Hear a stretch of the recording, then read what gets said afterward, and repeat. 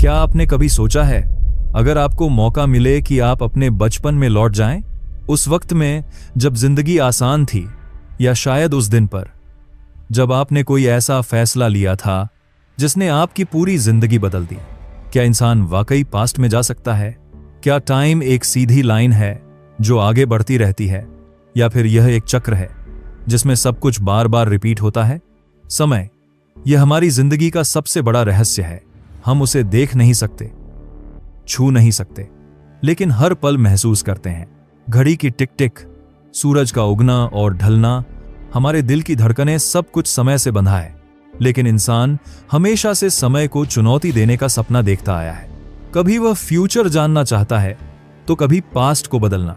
सोचिए, अगर आप एक गलती को मिटा सकते या किसी खोए हुए इंसान से दोबारा मिल सकते, तो आपकी जिंदगी कितनी बदल जाती। इतिहास में भी टाइम ट्रैवल की कहानियां मिलती हैं। महाभारत में काकभूषुंड की कथा आती है, जहां वे समय के चक्र को पार कर युगों युगों तक जीते हैं। जापान की एक कहानी है उराशिमा तारो नाम का मछुआरा। वह समुद्र के अंदर देवताओं के महल में जाता है। जब वापस लौटता है तो पाता है कि धरती पर सैकड़ों साल बीत चुके हैं। ग्रीक मिथोलॉजी में भी समय को देवता माना गया, क्रोनोस नाम का देवता जो समय को नियंत्रित करता था। तो सवाल यह है, क्या ये सिर्फ कहानियां हैं, या फिर इन सब में कहीं ना कहीं सच्चाई छुपी है? अब आते हैं विज्ञान पर। विज्ञान कहता है कि टाइम सिर्फ घड़ी की सुई नहीं है, यह स्पेस के साथ एक और डायमेंशन है। स्पेस के 3 डायमेंशंस, लंबाई, चौड़ाई और ऊंचाई, और इनके साथ चौथा आयाम है समय। न्यूटन मानते थे कि टाइम एब्सोल्यूट है, यानी सबके लिए एक जैसा है। आप जहां भी हों, समय एक ही गति से चलता है। लेकिन आइंस्टाइन ने इसे बदल दिया। उन्होंने कहा, टाइम रिलेटिविटी पर चलता है, यानी आपकी स्पीड और आपके आसपास का ग्रेविटी यह तय करता है कि आपके लिए समय कितना तेज या कितना स्लो बह रहा है। इसका मतलब, क्या टाइम को बेंड किया जा सकता है? क्या हम फ्यूचर देख सकते हैं और शायद पास्ट में भी लौट सकते हैं? यही से हमारी असली जर्नी शुरू होती है। समय को समझना आसान नहीं है। हर इंसान उसे महसूस करता है, लेकिन जब उसे डिफाइन करने की कोशिश करते हैं तो यह हमारे हाथों से फिसल जाता है। घड़ी की टिक टिक हमें टाइम का एहसास दिलाती है, लेकिन क्या टाइम सिर्फ एक मेजरमेंट है, या यह यूनिवर्स की असली प्रॉपर्टी है? कई दार्शनिकों ने कहा कि टाइम सिर्फ एक इल्यूजन है, यानी असल में इसका कोई अस्तित्व नहीं, यह बस इंसान का परसेप्शन है। लेकिन वैज्ञानिकों ने इससे अलग बात कही। उन्होंने टाइम को एक फिजिकल रियलिटी माना। न्यूटन का मानना था कि टाइम और स्पेस दोनों एब्सोल्यूट हैं, यानी वे सबके लिए समान हैं, चाहे आप कहीं भी हों या कैसी भी हालत में हों। समय हमेशा समान गति से बहता रहेगा। न्यूटन की सोच सरल और सीधी थी, लेकिन इसमें एक समस्या थी। अगर टाइम सबके लिए हमेशा एक जैसा है, तो फिर यूनिवर्स के कई रहस्यों को एक्सप्लेन करना मुश्किल हो जाता है। इसीलिए आइंस्टाइन ने न्यूटन की थियोरी को चुनौती दी। 1905 में आइंस्टाइन ने स्पेशल थियोरी ऑफ रिलेटिविटी दी। इस थ्योरी ने टाइम और स्पेस की समझ बदल दी। आइंस्टाइन ने कहा, स्पेस और टाइम अलग अलग नहीं है, ये दोनों मिलकर एक फैब्रिक बनाते हैं जिसे हम स्पेस टाइम कहते हैं।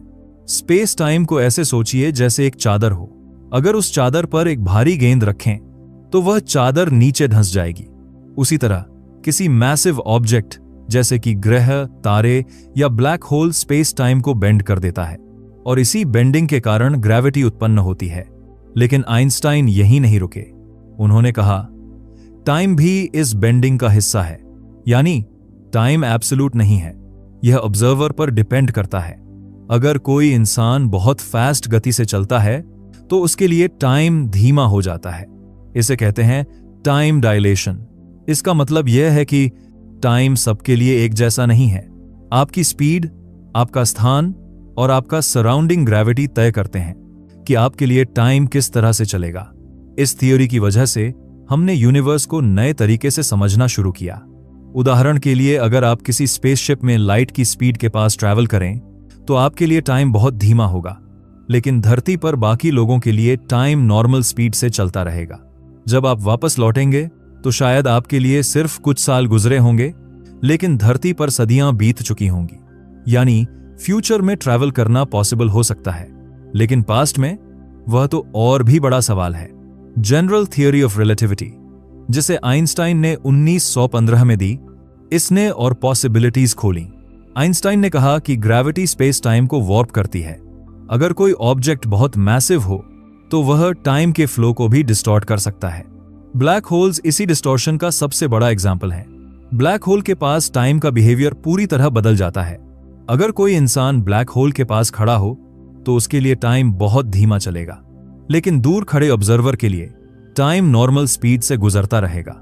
यह सब सुनकर शायद आपको साइंस फिक्शन जैसा लगे, लेकिन एक्सपेरिमेंट्स ने इसे सच साबित किया है। एटॉमिक क्लॉक्स को एयरप्लेन्स में रखकर टेस्ट किया गया। जब प्लेन वापस आया तो उसकी क्लॉक और जमीन पर रखी क्लॉक में फर्क था। एयरप्लेन वाली क्लॉक ने थोड़ी स्लो टिकिंग दिखाई, यानी टाइम डायलेशन सच है। जीपीएस सैटेलाइट्स भी इसी प्रिंसिपल पर काम करती हैं। क्योंकि वे धरती से ऊपर ऑर्बिट में हैं और उनकी स्पीड भी हाई है, उनकी क्लॉक्स धरती की क्लॉक्स से अलग चलती हैं। अगर हम आइंस्टाइन की रिलेटिविटी को अप्लाई ना करें तो जीपीएस पूरी तरह गलत डेटा देगा। इससे साफ है कि टाइम फ्लेक्सिबल है, यह ऑब्जर्वर के हिसाब से बदलता है। तो अब सवाल यह है, अगर टाइम इतना फ्लेक्सिबल है तो क्या हम इसे पीछे मोड़ सकते हैं? क्या पास्ट की तरफ कोई रास्ता मौजूद है? टाइम डायलेशन शायद टाइम ट्रैवल के कॉन्सेप्ट को समझने की सबसे पहली सीढ़ी है। आइंस्टाइन ने जब रिलेटिविटी दी तो उन्होंने बताया कि टाइम सबके लिए एक जैसा नहीं बहता, यह ऑब्जर्वर पर डिपेंड करता है। इसको सिंपल एग्जाम्पल से समझिए। मान लीजिए दो जुड़वाओं भाई हैं, एक धरती पर रहता है, दूसरा एक स्पेसशिप में बैठकर लाइट की स्पीड के पास ट्रैवल करता है। जब वह भाई स्पेसशिप से वापस लौटेगा तो पाएगा कि उसके लिए बहुत कम टाइम बीता है, लेकिन धरती पर रह गया भाई बूढ़ा हो चुका होगा। इसे कहा जाता है ट्विन पैराडॉक्स। ट्विन पैराडॉक्स कोई इमेजिनेशन नहीं है, यह रिलेटिविटी का डायरेक्ट रिजल्ट है और एक्सपेरिमेंट्स ने इसे बार बार साबित किया है। एटॉमिक क्लॉक्स के साथ कई बार प्रयोग किए गए। एक क्लॉक को हाई स्पीड एयरप्लेन पर रखा गया, दूसरा क्लॉक जमीन पर रहा। जब दोनों क्लॉक्स की तुलना की गई तो पाया गया कि एयरप्लेन वाली क्लॉक थोड़ी पीछे रह गई, यानी प्लेन में बैठे इंसान के लिए टाइम थोड़ा स्लो चला। यह फर्क बहुत छोटा होता है, नैनो सेकेंड्स का, लेकिन यह इतना प्रिसाइज है कि इसे क्लियरली मेजर किया जा सकता है और यह प्रूव करता है कि आइंस्टाइन सही थे। अब सोचिए, अगर हम स्पीड को और बढ़ा दें, लाइट की स्पीड तक पहुंच जाएं, तो यह फर्क बहुत बड़ा हो जाएगा, यानी इंसान थियोरेटिकली फ्यूचर में जा सकता है। एक और जगह जहां टाइम डायलेशन क्लियरली दिखता है वह है जीपीएस सैटेलाइट्स। धरती पर आपका मोबाइल आपको एग्जैक्ट लोकेशन बताता है क्योंकि वह जीपीएस सैटेलाइट से सिग्नल लेता है, लेकिन वे सैटेलाइट्स धरती के ऊपर ऑर्बिट में घूम रही हैं। उनकी स्पीड भी हाई है और वे वीकर ग्रेविटी में हैं। इन दोनों कारणों से उनकी क्लॉक्स धरती की क्लॉक्स से अलग चलती हैं। अगर साइंटिस्ट्स रिलेटिविटी को जीपीएस कैलकुलेशंस में अप्लाई न करें तो आपका मोबाइल आपको गलत लोकेशन दिखाएगा, हर दिन कई किलोमीटर्स तक। लेकिन रिलेटिविटी को सही तरह से एडजस्ट करने की वजह से जीपीएस परफेक्टली काम करता है, यानी हर बार जब आप गूगल मैप्स यूज करते हैं तो आप इनडायरेक्टली आइंस्टाइन की रिलेटिविटी को यूज कर रहे होते हैं। अब सवाल उठता है, अगर टाइम फ्यूचर की ओर बेंड हो सकता है तो क्या पास्ट की ओर भी पॉसिबल है? आइंस्टाइन की थियरी इसके लिए कुछ रास्ते खोलती है, जैसे कि वर्म होल्स। एक वर्म होल को आप ऐसे समझिए जैसे आप कागज पर 2 पॉइंट्स बनाते हैं। अगर आपको एक पॉइंट से दूसरे तक जाना है तो आप नॉर्मली कागज की सरफेस पर लाइन खींचेंगे, लेकिन अगर आप कागज को फोल्ड कर दें तो दोनों पॉइंट्स मिल जाते हैं। बस यही काम यूनिवर्स में वर्म होल कर सकता है, लेकिन वर्म होल सिर्फ थियोरेटिकल हैं। आज तक हमने किसी वर्म होल को देखा नहीं है, फिर भी साइंस फिक्शन मूवीज और थियरीज में वर्म होल्स को टाइम ट्रैवल का रास्ता माना जाता है। एक और पॉसिबिलिटी है कॉस्मिक स्ट्रिंग्स और Tipler cylinder. Cosmic strings hypothetical objects हैं जिनमें इतना स्ट्रॉन्ग ग्रेविटी हो सकता है कि वे स्पेस टाइम को इस तरह वॉर्प कर दें कि क्लोज्ड टाइम लाइक कर्व्स बन जाएं। क्लोज्ड टाइम लाइक कर्व्स यानी ऐसे लूप्स जिनमें घूमकर कोई ऑब्जेक्ट पास्ट में लौट सकता है। टिपलर सिलेंडर एक हाइपोथेटिकल मशीन है जो इन्फिनिट लंबाई की और हाई स्पीड रोटेशन वाली सिलेंडर होगी।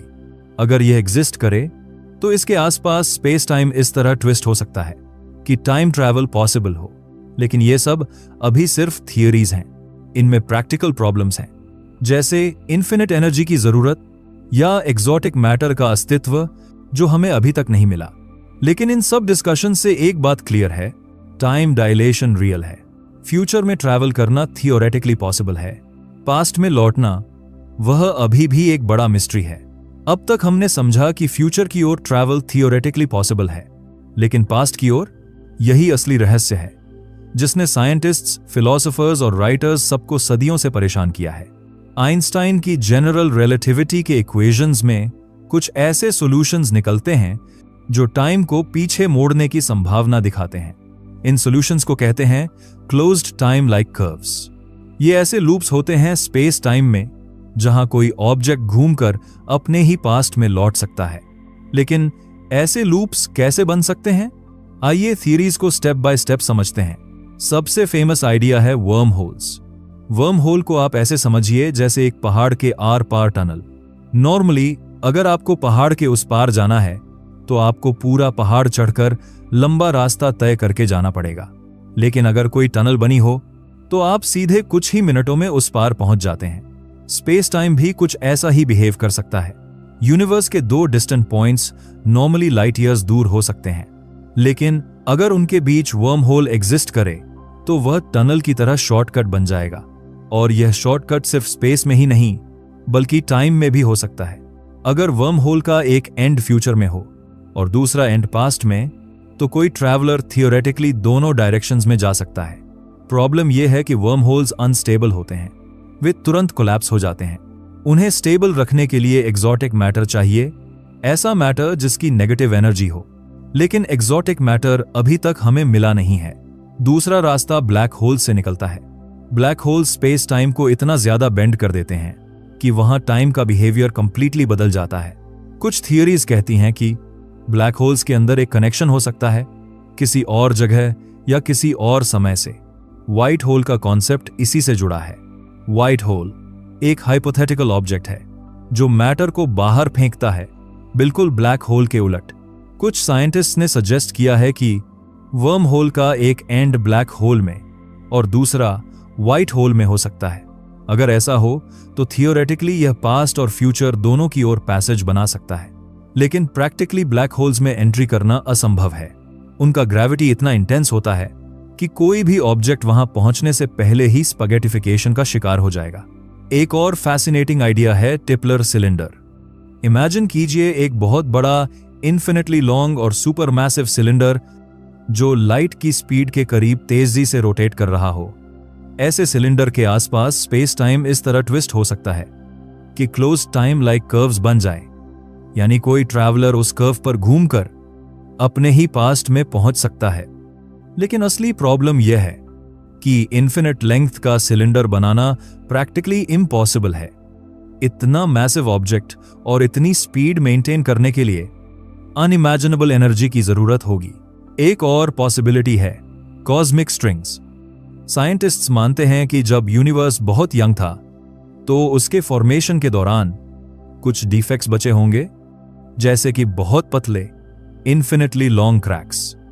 इन्हें कहते हैं कॉस्मिक स्ट्रिंग्स।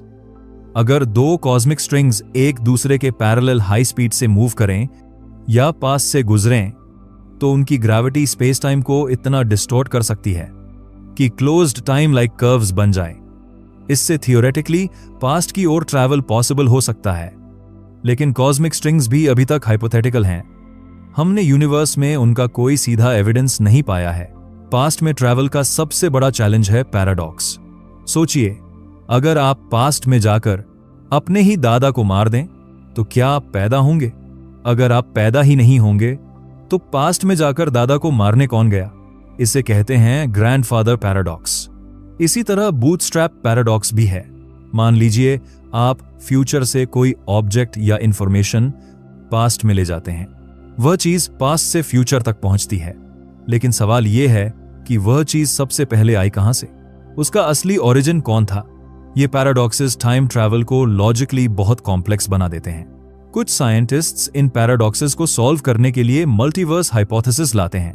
उनका कहना है कि अगर आप पास्ट में जाएं और कोई बदलाव करें तो आप असल टाइमलाइन को डिस्टर्ब नहीं करेंगे, बल्कि आप एक नई पैरेलल टाइमलाइन क्रिएट करेंगे। यानी हर डिसीजन एक नया ब्रांच बनाता है, एक नया यूनिवर्स। इस तरह पैराडॉक्सेस सॉल्व हो जाते हैं, क्योंकि हर पॉसिबिलिटी का अपना यूनिवर्स होता है। लेकिन प्रॉब्लम यह है कि मल्टीवर्स थियरी का अभी तक कोई एक्सपेरिमेंटल प्रूफ नहीं मिला है। तो क्या पास्ट में ट्रैवल पॉसिबल है? थियोरेटिकली हाँ, आइंस्टाइन के इक्वेशंस अलाउ करते हैं, कुछ मॉडल्स सजेस्ट करते हैं, लेकिन प्रैक्टिकली अभी नहीं। हमें ना तो एग्जॉटिक मैटर मिला है, ना कॉस्मिक स्ट्रिंग्स का एविडेंस, ना इन्फिनिट एनर्जी, और सबसे बड़ी प्रॉब्लम है पैराडॉक्सेस, जो आज भी अनसॉल्व्ड हैं। यानी पास्ट की ओर यात्रा अभी भी एक सपना है, एक ऐसा रहस्य जो हमें लगातार चैलेंज करता है। टाइम ट्रैवल सिर्फ इक्वेशंस और फिजिक्स का खेल नहीं है, यह हमारे सोचने के तरीके, हमारी फिलॉसफी और हमारी पहचान से भी जुड़ा हुआ है। क्योंकि पास्ट और फ्यूचर में जाने का मतलब है हमारे अस्तित्व को ही चुनौती देना। भारत की पुरानी दार्शनिक परंपरा में टाइम को लिनियर नहीं बल्कि साइक्लिक माना गया है। हिंदू फिलॉसफी के अनुसार समय का चक्र है, सतयुग, त्रेता युग, द्वापर युग और कलयुग। हर साइकिल के बाद यूनिवर्स फिर से रीसेट होता है, यानी जो हुआ वही दोबारा होता है। अगर टाइम खुद एक साइकिल है तो पास्ट और फ्यूचर पहले से ही इंटरकनेक्टेड हैं। इस नजरिए से देखा जाए तो टाइम ट्रैवल कोई असंभव चीज नहीं बल्कि यूनिवर्स के नेचुरल पैटर्न का हिस्सा हो सकता है। बुद्धिस्ट टेक्स्ट्स में टाइम को एक निरंतर धारा माना गया है। वह कहते हैं कि हर मोमेंट कॉज एंड इफेक्ट से जुड़ा है। पास्ट, प्रेजेंट और फ्यूचर तीनों एक साथ एग्जिस्ट करते हैं। अगर हर पल एक दूसरे पर निर्भर है तो किसी एक लिंक को बदलने से पूरी चेन प्रभावित हो सकती है। यानी पास्ट में बदलाव फ्यूचर को जरूर प्रभावित करेगा। यह वही सवाल है जो मॉडर्न फिजिक्स में पैराडॉक्सेस उठाते हैं। वेस्टर्न फिलोसोफर्स जैसे ऑगस्टीन कहते थे कि पास्ट अब नहीं है, फ्यूचर अभी हुआ नहीं, सिर्फ प्रेजेंट सच में एग्जिस्ट करता है। अगर पास्ट है ही नहीं तो उसमें कैसे ट्रैवल किया जा सकता है? वहीं नीत्शे ने इटर्नल रिकरेंस का विचार दिया, यानी सब कुछ इन्फिनिट बार दोहराया जाएगा। अगर यह सच है तो पास्ट और फ्यूचर दोनों पहले से तय हैं और हम बस उसी साइकिल में दोबारा जी रहे हैं। टाइम ट्रैवल का ख्याल सिर्फ साइंटिस्ट्स तक सीमित नहीं रहा, मूवीज और बुक्स ने इसे लोगों की कल्पना में जिंदा रखा है। H.G. वेल्स की द टाइम मशीन पहली बार लोगों को टाइम ट्रैवल की पॉसिबिलिटी से फेस कराती है। उसके बाद काउंटलेस फिल्म्स बनी, back to the future, Interstellar, Tenet. इन कहानियों ने हमें यह सोचने पर मजबूर किया कि अगर हम पास्ट बदलें तो फ्यूचर कैसा होगा, अगर हम फ्यूचर देख लें तो क्या हम अपनी जिंदगी अलग तरीके से जिएंगे। टाइम ट्रैवल का ख्याल हमारे दिमाग को इतना क्यों आकर्षित करता है? क्योंकि हर इंसान के पास क्या होता अगर वाले सवाल होते हैं। क्या होता अगर मैंने वो फैसला अलग लिया होता? क्या होता अगर मैं उस इंसान से मिला ही नहीं होता? क्या होता अगर मैंने कोई गलती कभी की ही नहीं? टाइम ट्रैवल हमें मौका देता है उन पॉसिबिलिटीज को एक्सप्लोर करने का जो हमारी जिंदगी में मिस्ड हो गई। इसीलिए यह सिर्फ साइंस नहीं बल्कि हमारी इमोशंस से जुड़ी हुई ख्वाहिश है। अगर पास्ट में जाना पॉसिबल हो तो क्या हमें ऐसा करना चाहिए? सोचिए, अगर कोई साइंटिस्ट पास्ट में जाकर किसी बड़ी युद्ध या बीमारी को होने से रोक दे तो फ्यूचर कैसा बदल जाएगा? क्या यह अच्छा होगा या शायद उस बदलाव से और बड़ी समस्या पैदा हो जाए? टाइम ट्रैवल एथिक्स का सबसे बड़ा सवाल है, क्या हमें टाइम के नेचुरल फ्लो के साथ छेड़छाड़ करनी चाहिए? अगर फ्यूचर पहले से एग्जिस्ट करता है तो क्या हम सच में फ्री हैं या हमारी हर चॉइस पहले से लिखी हुई है? फिजिक्स का ब्लॉक यूनिवर्स थियरी कहता है कि पास्ट, प्रेजेंट और फ्यूचर एक ही साथ एग्जिस्ट करते हैं। यानी जो कुछ हुआ, हो रहा है और होगा वह सब पहले से तय है। लेकिन हमारी ह्यूमन एक्सपीरियंस हमें बताती है कि हम चॉइसेस करते हैं, हम अपना रास्ता बदल सकते हैं। यह कॉन्फ्लिक्ट आज भी अनसॉल्व्ड है। बहुत से लोग मेडिटेशन या नियर डेथ एक्सपीरियंसेस में बताते हैं कि उन्होंने टाइम को अलग तरीके से महसूस किया। कुछ कहते हैं उन्हें लगा कि पास्ट और फ्यूचर दोनों एक साथ देख रहे हैं। कुछ कहते हैं उन्हें लगा कि टाइम रुक गया है। क्या यह महज दिमाग की हेलुसिनेशन है या सचमुच हमारी कॉन्शियसनेस टाइम के बाहर जा सकती है? अगर कॉन्शियसनेस टाइम से बाहर स्टेप कर सकती है तो शायद हमारी आत्मा के लिए टाइम ट्रैवल पॉसिबल हो। आखिरकार टाइम ट्रैवल का सवाल सिर्फ इतना नहीं है कि क्या हम मशीन बनाकर पास्ट या फ्यूचर में जा सकते हैं। असल सवाल है, टाइम है क्या? क्या यह सिर्फ हमारी परसेप्शन है? क्या यह यूनिवर्स की फंडामेंटल प्रॉपर्टी है या यह एक इल्यूजन है जिसे हम समझ ही नहीं पाए हैं? शायद इंसान कभी टाइम मशीन बनाएगा, शायद नहीं, लेकिन यह क्यूरियोसिटी हमें हमेशा आगे बढ़ाती रहेगी, क्योंकि जब तक टाइम का रहस्य नहीं सुलझेगा हमारे सवाल खत्म नहीं होंगे। टाइम ट्रैवल का कॉन्सेप्ट फैसिनेटिंग तो है, लेकिन सवाल यह है कि क्या मॉडर्न साइंस सच में इसे टेस्ट कर रही है? क्या एक्सपेरिमेंट्स हमें यह साबित कर सकते हैं कि पास्ट या फ्यूचर में यात्रा पॉसिबल है? सबसे पहले पार्टिकल फिजिक्स। हम जानते हैं कि कुछ पार्टिकल्स ऐसे बिहेव करते हैं जैसे वे समय की सिमेट्री को तोड़ते हों। एग्जाम्पल, इन पार्टिकल्स के डिके में साइंटिस्ट्स ने पाया कि टाइम रिवर्सल सिमेट्री हमेशा फॉलो नहीं होती, यानी नेचर का माइक्रोस्कोपिक लेवल पर टाइम आगे पीछे अलग बिहेव करता है। यह हमें बताता है कि टाइम फंडामेंटल लेवल पर शायद उतना सिंपल नहीं है जितना हम सोचते हैं। न्यूट्रिनोज यूनिवर्स के सबसे मिस्टीरियस पार्टिकल्स, ये मैटर के साथ लगभग इंटरैक्ट ही नहीं करते। कुछ थियरीज सजेस्ट करती हैं कि न्यूट्रिनोस टाइम के पीछे भी ट्रैवल कर सकते हैं। ओपेरा एक्सपेरिमेंट 2011 में साइंटिस्ट्स ने क्लेम किया था कि न्यूट्रिनोस लाइट से तेज ट्रैवल कर रहे हैं। अगर यह सच होता तो यह रिलेटिविटी को तोड़ देता और टाइम ट्रैवल थियोरेटिकली पॉसिबल हो जाता। लेकिन बाद में पता चला कि एक्सपेरिमेंट में टेक्निकल एरर था। न्यूट्रिनोज लाइट से तेज नहीं गए थे। फिर भी इसने एक सवाल जरूर उठाया, क्या कुछ पार्टिकल्स रिलेटिविटी की लिमिट से बाहर निकल सकते हैं? स्विट्जरलैंड का लार्ज हैड्रॉन कोलाइडर आज की सबसे बड़ी पार्टिकल मशीन है। कुछ साइंटिस्ट्स ने प्रपोज किया है कि अगर LHC में माइक्रोस्कोपिक ब्लैक होल्स बनते हैं तो वे टाइनी वर्म होल्स भी क्रिएट कर सकते हैं। ऐसे worm holes theoretically time travel के मिनिएचर एक्सपेरिमेंट्स के लिए यूज हो सकते हैं। हालांकि अभी तक ऐसा कोई एविडेंस नहीं मिला है, लेकिन LHC ने हमें यह दिखा दिया है कि हम मैटर और एनर्जी को एक्सट्रीम कंडीशंस में एक्सप्लोर कर सकते हैं। क्वांटम मैकेनिक्स एक बड़ा गेम चेंजर है। इस लेवल पर पार्टिकल्स का बिहेवियर प्रिडिक्टेबल नहीं है, वे प्रोबेबिलिस्टिक तरीके से एक्ट करते हैं। क्वांटम एंटैंगलमेंट को देखें। दो पार्टिकल्स बहुत दूर भी हों, लाइट ईयर्स दूर, वे इंस्टेंटेनियसली कनेक्टेड रह सकते हैं। कुछ साइंटिस्ट्स मानते हैं कि यह कनेक्शन टाइम की बाउंड्रीज को भी अफेक्ट कर सकता है। क्वांटम टेलीपोर्टेशन एक्सपेरिमेंट्स ने दिखाया है कि इंफॉर्मेशन एक जगह से दूसरी जगह जा सकती है बिना फिजिकल ऑब्जेक्ट मूव हुए। तो सवाल उठता है, क्या इंफॉर्मेशन टाइम के पार भी ट्रैवल कर सकती है? 2012 में नोबेल लॉरिएट फ्रैंक विल्चेक ने एक नया कॉन्सेप्ट दिया, time crystals. Normal crystal space में रिपीट होते हैं जैसे डायमंड में एटम्स, लेकिन टाइम क्रिस्टल्स टाइम में रिपीट होते हैं, यानी यह मैटर का एक ऐसा स्टेट है जो लगातार ऑसिलेट करता रहता है बिना एनर्जी खर्च किए। यह हमें बताता है कि टाइम को मैनिपुलेट करने की पॉसिबिलिटी क्वांटम सिस्टम्स में हो सकती है। आज लैब्स में टाइम क्रिस्टल्स क्रिएट भी हो चुके हैं। यह टाइम ट्रैवल की तरफ छोटा ही सही लेकिन बहुत बड़ा स्टेप है। आपके मोबाइल का GPS भी रिलेटिविटी पर डिपेंड करता है। सैटेलाइट्स ऑर्बिट में हैं जहां टाइम धरती से थोड़ा तेज चलता है।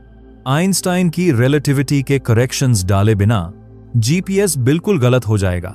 इसका मतलब है कि हम टाइम डायलेशन को रोज यूज कर रहे हैं। हम फ्यूचर की ओर ट्रैवल इनडायरेक्टली हर दिन एक्सपीरियंस कर रहे हैं। 1971 में हाफेल कीटिंग एक्सपेरिमेंट हुआ। 2 एटॉमिक क्लॉक्स को एयरप्लेन्स में बैठाकर धरती के चारों ओर उड़ाया गया। जब क्लॉक्स कंपेयर की गईं, तो उन्होंने अलग अलग टाइम दिखाया। यह डायरेक्ट प्रूफ था कि टाइम ट्रैवल फ्यूचर की ओर पॉसिबल है, कम से कम टाइनी स्केल पर। आज एटॉमिक क्लॉक्स इतने प्रिसाइज हैं कि वे एक पहाड़ की ऊंचाई जितने डिफरेंस से भी टाइम के फर्क को मेजर कर सकते हैं। कुछ लैब्स में लेजर्स और इलेक्ट्रोमैग्नेटिक फील्ड्स का यूज करके फोटॉन्स को ऐसे मैनिपुलेट किया जा रहा है कि वे इफेक्टिव स्पीड बदलते हुए दिखते हैं। अगर हम लाइट को इस तरह कंट्रोल कर सकते हैं तो फ्यूचर में शायद स्पेस टाइम को भी बेंड कर सकेंगे। नासा और अन्य एजेंसीज लगातार एक्सप्लोर कर रही हैं। वॉर्प ड्राइव्स और एक्सोटिक प्रोपल्शन सिस्टम्स। अल्क्यूबियर ड्राइव एक थियोरेटिकल मॉडल है जिसमें स्पेसशिप स्पेस टाइम को कंप्रेस और एक्सपैंड करके मूव कर सकती है।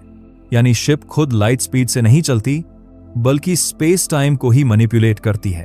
अगर यह टेक्नोलॉजी सच में बनी तो यह सिर्फ इंटरस्टेलर ट्रैवल नहीं बल्कि टाइम ट्रैवल की पॉसिबिलिटी भी खोल देगी। कुछ साइंटिस्ट्स का कहना है कि यूनिवर्स खुद एक सिमुलेशन हो सकता है। अगर ऐसा है तो टाइम सिर्फ कोड है और कोड को हैक किया जा सकता है, यानी टाइम ट्रैवल एक सॉफ्टवेयर मैनिपुलेशन बन जाएगी। लेकिन सबसे बड़ी प्रॉब्लम एनर्जी है। Exotic matter, negative energy, stable worm holes, इन सब के लिए रिसोर्सेज अनइमेजिनेबल हैं। दूसरी चैलेंज है पैराडॉक्सेस। साइंस अभी भी इन पैराडॉक्सेस को लॉजिकली रिजॉल्व नहीं कर पाई है। मल्टीवर्स और क्वांटम इंटरप्रिटेशन सॉल्यूशंस देते हैं, लेकिन एक्सपेरिमेंटल प्रूफ जीरो है। मॉडर्न साइंस ने हमें यह दिखा दिया है कि टाइम स्टैटिक नहीं है, यह फ्लेक्सिबल है, यह बेंड हो सकता है, यह अलग अलग ऑब्जर्वर्स के लिए अलग बिहेव करता है। हमने टाइनी पार्टिकल्स, एटॉमिक क्लॉक्स और सैटेलाइट्स के जरिए फ्यूचर की ओर ट्रैवल प्रूव कर दिया है। पास्ट की ओर ट्रैवल अब भी ड्रीम है, लेकिन हर एक्सपेरिमेंट हमें एक कदम आगे ले जाता है। कौन जानता है, शायद आने वाले 100 सालों में टाइम ट्रैवल साइंस फिक्शन से साइंस फैक्ट बन जाए। टाइम ट्रैवल सिर्फ साइंस का विषय नहीं है, यह हमारे मिथ्स, लेजेंड्स और स्टोरीज में भी हमेशा मौजूद रहा है। क्योंकि इंसान हमेशा से सोचता रहा है, क्या मैं अपने पास्ट या फ्यूचर में जा सकता हूं? भारत की पुरानी कथाओं में टाइम ट्रैवल के कई एग्जाम्पल्स मिलते हैं।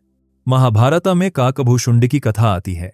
वे टाइम के चक्र को पार कर कई युगों तक जीवित रहते हैं, यानी वे प्रैक्टिकली पास्ट और फ्यूचर दोनों देख सकते हैं। उत्तराखंड की कथा एक राजा जो किसी पहाड़ की गुफा में गया, वहां उसका 100 साल बाद बाहर आना, जबकि उसके लिए कुछ ही दिन बीते थे। उराओशिमा तारो जापान जैसी दुनिया की फोक स्टोरीज भी हैं। वह समुद्र के नीचे देवताओं के महल में गया, जब लौटता है तो सेंचुरीज बीत चुके थे। ये स्टोरीज दर्शाती हैं कि टाइम ट्रैवल का ख्याल ह्यूमन इमेजिनेशन में कितनी पुरानी है। ग्रीक मिथोलॉजी में क्रोनोस को टाइम का देवता माना गया। कहा जाता है कि वह पास्ट और फ्यूचर दोनों को साइमल्टेनियसली देख सकता था। ऑर्फियस और अदर लेजेंड्स में कुछ कैरेक्टर्स अपनी आंखों से टाइम का अनयूजुअल फ्लो देख सकते थे। यानी कॉन्सेप्ट सिर्फ मॉडर्न इन्वेंशन नहीं है, पुरानी कल्चर्स ने भी इसे डीपली एक्सप्लोर किया। 19वीं सदी में टाइम ट्रैवल को मॉडर्न लिटरेचर में इंट्रोड्यूस किया गया। H.G. Wales, the time machine 1895, यह पहली बार स्ट्रक्चर्ड साइंटिफिक अप्रोच लेकर आया। वेल्स ने एक्सप्लोर किया कि अगर इंसान मशीन का यूज करे तो फ्यूचर और पास्ट में जा सकता है। 20वीं और 21वीं सेंचुरी में काउंटलेस मूवीज और बुक्स आईं, Back to the future, Interstellar, Tenet. इन स्टोरीज ने पैराडॉक्सेस, ऑल्टरनेट टाइमलाइंस और मल्टीवर्स के आइडियाज पॉपुलर किए। स्टोरीज हमें यह सोचने पर मजबूर करती हैं कि अगर हम पास्ट बदल दें तो फ्यूचर क्या होगा? अगर हम फ्यूचर देख लें तो क्या हम अपने डिसीजंस बदलेंगे? टाइम ट्रैवल सिर्फ मिथोलॉजिकल या लिटरेरी कॉन्सेप्ट नहीं है, फोक टेल्स में भी इसकी झलक मिलती है। नेटिव अमेरिकन स्टोरीज में, विजन क्वेस्ट्स में लोग पास्ट और फ्यूचर की इवेंट्स देखते थे। यूरोपियन फोकलोर में एन्चांटेड कैसल्स और मैजिकल मिरर्स होते थे जो समय को ऑल्टर कर सकते थे। यह दिखाता है कि टाइम ट्रैवल की क्यूरियोसिटी पूरी मानव सिविलाइजेशन में मौजूद है। कई कल्चर्स ने टाइम ट्रैवल को मॉरल या फिलोसॉफिकल लेसन के रूप में देखा। हिंदुइज्म और बुद्धिज्म में साइक्लिक टाइम का कॉन्सेप्ट है। वेस्टर्न लिटरेचर में एम्फसिस है be careful what you change in the past. Cultural stories हमें यह समझाते हैं कि टाइम ट्रैवल सिर्फ साइंस नहीं बल्कि ह्यूमन साइकोलॉजी, एथिक्स और इमेजिनेशन से जुड़ा है। इनसेन क्यूरियोसिटी, क्या होता अगर मैं अपने पास्ट में वापस जाऊं? इंसान हर चॉइस और मिस्ड अपॉर्चुनिटी को रिविजिट करना चाहता है। स्टोरीज हमें एक्सप्लोर करने देती हैं मिस्ड चांसेस, ऑल्टरनेट आउटकम्स और कॉन्सिक्वेंसेस। टाइम ट्रैवल मिथ्स और स्टोरीज से यह भी सीखने को मिलता है कि हम ह्यूमन एक्सपीरियंस को री इमेजिन कर सकते हैं, लेकिन रियलिटी में अभी हम कन्फाइंड हैं। मूवीज, गेम्स, कॉमिक्स सब ने टाइम ट्रैवल को पॉपुलर बनाया। साई-फाई मूवीज ने paradoxes, multiverse and future consequences दिखाए। वीडियो गेम्स में प्लेयर्स अपने डिसीजंस से ऑल्टरनेट टाइमलाइंस क्रिएट कर सकते हैं। यह दिखाता है कि टाइम ट्रैवल कॉन्सेप्ट अब सिर्फ साइंस या फिलॉसफी का नहीं है, यह ह्यूमन क्रिएटिविटी और इमेजिनेशन का भी हिस्सा बन गया है। कल्चरल, मिथोलॉजिकल और लिटरेरी स्टोरीज में टाइम ट्रैवल हमेशा ह्यूमन क्यूरियोसिटी को फ्यूल करती रही है। साइंस अभी तक केवल फ्यूचर की ओर ट्रैवल प्रूफ कर पाया है, पास्ट की ओर जर्नी अभी ड्रीम है। लेकिन मिथ्स और स्टोरीज हमें यह याद दिलाती हैं कि इंसान हमेशा बाउंड्री क्रॉस करने का सपना देखता रहा है। टाइम ट्रैवल सिर्फ मशीन या थ्योरी का सवाल नहीं है, यह ह्यूमन इमेजिनेशन और फिलॉसफी का हिस्सा है। हमने इस डॉक्यूमेंट्री में एक लंबा सफर तय किया है। फ्यूचर और पास्ट, साइंस और फिलॉसफी, मिथ्स और मॉडर्न एक्सपेरिमेंट्स सब एक्सप्लोर किए हैं। सबसे पहले हमने देखा कि टाइम सिर्फ घड़ी की टिक टिक नहीं है। न्यूटन के समय में टाइम एब्सोल्यूट था, लेकिन आइंस्टाइन ने हमें बताया कि टाइम फ्लेक्सिबल है, ऑब्जर्वर पर डिपेंड करता है। फ्यूचर में ट्रैवल थियोरेटिकली पॉसिबल है, पास्ट में अभी भी मिस्ट्री है। एटॉमिक क्लॉक्स, जीपीएस सैटेलाइट्स और पार्टिकल एक्सपेरिमेंट्स ने यह दिखाया कि टाइम को मैनिपुलेट किया जा सकता है, कम से कम टाइनी स्केल पर। हमने एक्सप्लोर किया worm holes, space time tunnels, black holes और white holes, Tipler cylinder, cosmic strings, quantum mechanics और टाइम क्रिस्टल्स। ये सब दिखाते हैं कि साइंस टाइम को सिर्फ लिनियर फ्लो नहीं मानती। टाइम कर्वेचर, डायलेशन और क्वांटम लेवल पर अनोमलीज सब पॉसिबल हैं, लेकिन एनर्जी कंस्ट्रेंट्स, पैराडॉक्सेस और स्टेबिलिटी प्रॉब्लम्स अभी भी बड़े चैलेंज हैं। पास्ट में जाना आसान नहीं है। ग्रैंडफादर पैराडॉक्स, बूटस्ट्रैप पैराडॉक्स जैसे चैलेंजेस हैं। अगर हम पास्ट बदल दें तो फ्यूचर अनिश्चित और अनप्रिडिक्टेबल हो जाएगा। साइंस फिक्शन और फिलॉसफी ने इन चैलेंजेस को एक्सप्लोर किया। मल्टीवर्स हाइपोथेसिस और क्वांटम इंटरप्रिटेशंस ने सॉल्यूशंस दिए, लेकिन एक्सपेरिमेंटल प्रूफ अभी तक शून्य है। हमने देखा कि टाइम ट्रैवल सिर्फ साइंस फिक्शन नहीं है। हिंदू, बुद्धिस्ट और ग्रीक मिथोलॉजी में पास्ट और फ्यूचर को परसीव करने के अनोखे तरीके हैं। लिटरेचर, फोकलोर और मॉडर्न मूवीज में टाइम ट्रैवल हमें एथिकल डायलेमास और ऑल्टरनेट पॉसिबिलिटीज दिखाती है। यह क्यूरियोसिटी ह्यूमन नेचर का हिस्सा है। हम हमेशा सोचते हैं, क्या होता अगर particle physics, LHC, atomic clocks, GPS, lasers और क्वांटम सिस्टम्स ने यह दिखाया है कि टाइम फ्लेक्सिबल और बेंडेबल है। टाइम क्रिस्टल्स और वार्प ड्राइव्स जैसे एक्सपेरिमेंट्स फ्यूचर में और भी एडवांस्ड पॉसिबिलिटीज खोल सकते हैं।